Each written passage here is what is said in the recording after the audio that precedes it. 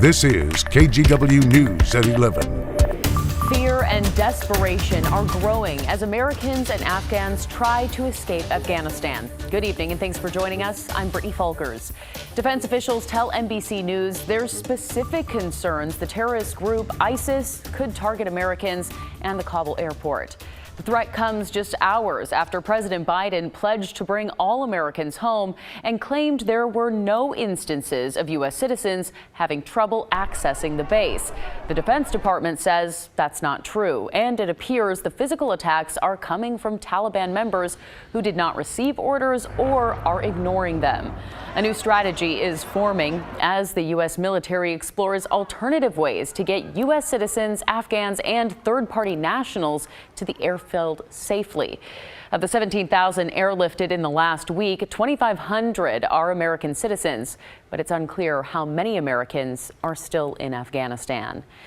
And as people flee the collapsing country, the question remains, where will refugees end up?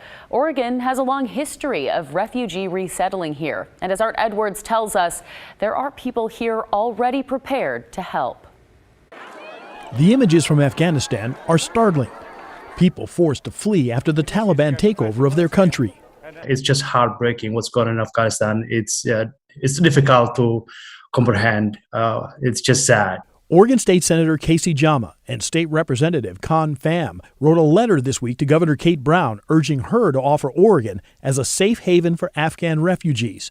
The governor responded by saying in part, Oregon will continue to be a welcoming and inclusive place for all who call our state home, including and especially our immigrant and refugee communities. Thousands of refugees from across the world already call Oregon home. The nonprofit Ecumenical Ministries of Oregon is one of the aid groups preparing for a large number of people resettling here.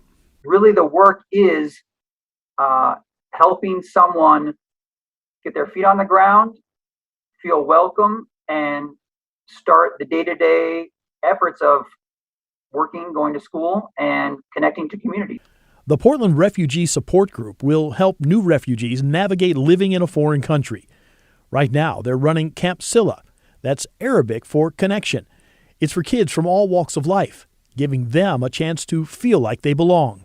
Here at Camp Silla, you see these children being children, and it takes a little time. It takes a little coaxing. It takes a little effort sometimes, but it's worth it. Under usual circumstances, it is a 20-step process that can take years to gain refugee status. There's nothing usual about what's going on in Afghanistan right now. Many believe there's no better place for refugees than Oregon. I envision a state where Oregonians are volunteering to see how they can help and opening their homes if needed and just really trying to step up and show the hospitality that I know we hold. Art Edwards, KGW News. Well, for the first time since the pandemic began, Facebook is acknowledging the widespread reach of coronavirus vaccine misinformation coming from its platform.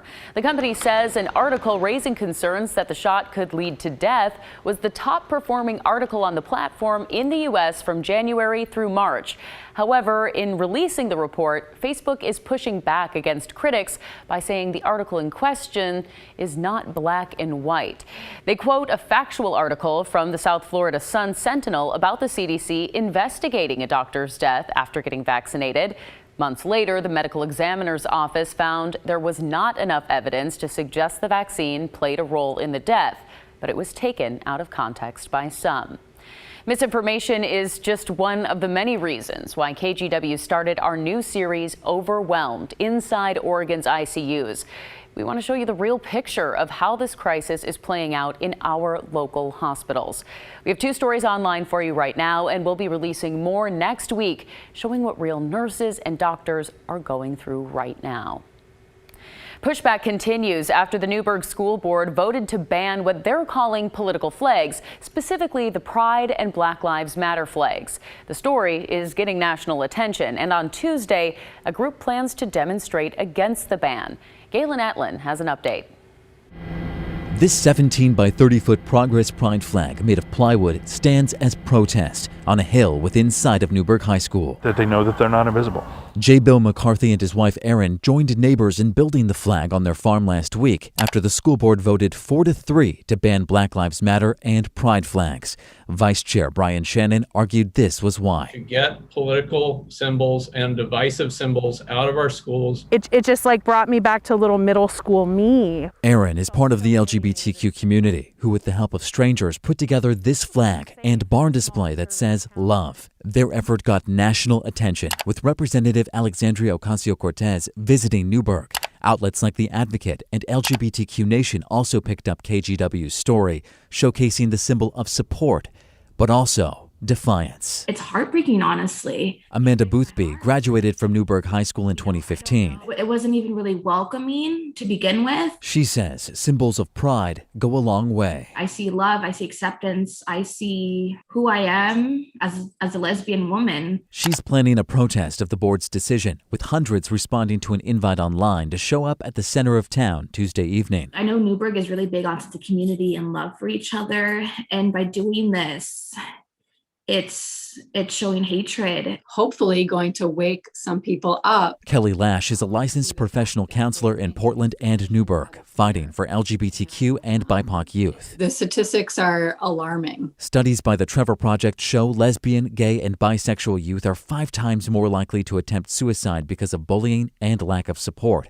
And a study published in JAMA Pediatrics shows Black children under 13 are twice as likely to die by suicide compared to white children. It is preventable. The treatment is love and acceptance. Newburgh mother Ty Hardin Moore argued her Black son has not felt that acceptance. Because my son was called a at school. Kelly Lash says race, gender identity, and sexual orientation are not choices, but political identity is. This is not a political issue. It's not a two-sided issue. There's a side of love and acceptance of people, and there's a side of fear.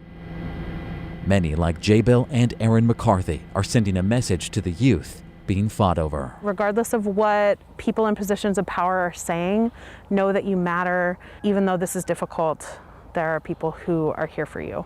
Galen Etlin, KGW News.